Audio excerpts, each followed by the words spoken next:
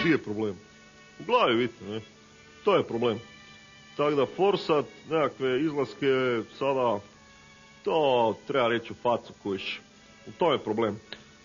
Tako da vi uopće nemate kam izlazit anva, ne? Tako da, to je slučaj fakat tu u Zagrebu. Za ostalo. No in mesto bre ugnjilane je korzo bre, to nema šta da misliš. Tamo se mladi skupe, dovikuju se, prate jedne druge, fučka se na devojke i slično. Tako da moraš da budeš lijepo obučen, imaš zelenu dolčevitu, obučeš smeće sako i dole naravno Adidas trenirku na štrafte i neki špic, papak, šimi, cipelice na kelfić.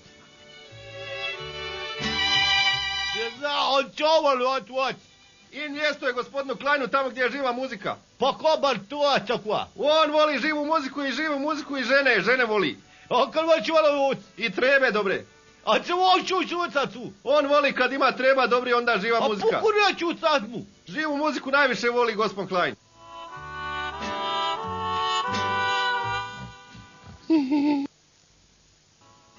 In mjesta u Zagrebu,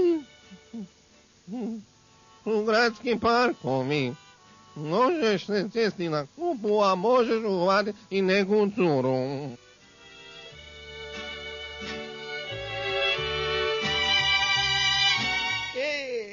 DJ Zmija, vi ste, ja vas i trebam, znate, za ovaj rave party danas to se... trebam prvi red balkona da mogu malo noge ispruditi to, tako da mi to je... Dobro, doviđenja. Čebote, Zmija. Dakle, vi preko veze dolazite do rave partija? Da. Vi ćete biti prvi put na rave partiju. A šta ako vam budu ponudili ekstazi? Ne budu.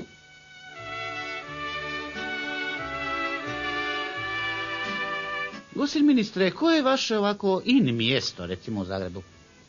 Mene vas, znate, zna privuć slastičana zbog dobrog sladoleda, vanilija, kolači neki od sira, neka pistakio, neki od sira, nešto od sira. Sira!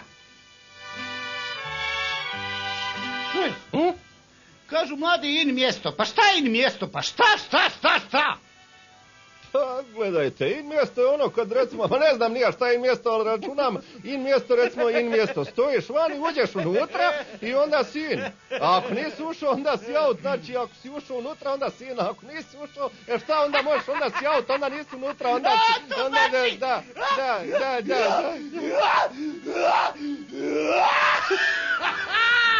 Imamo li nekog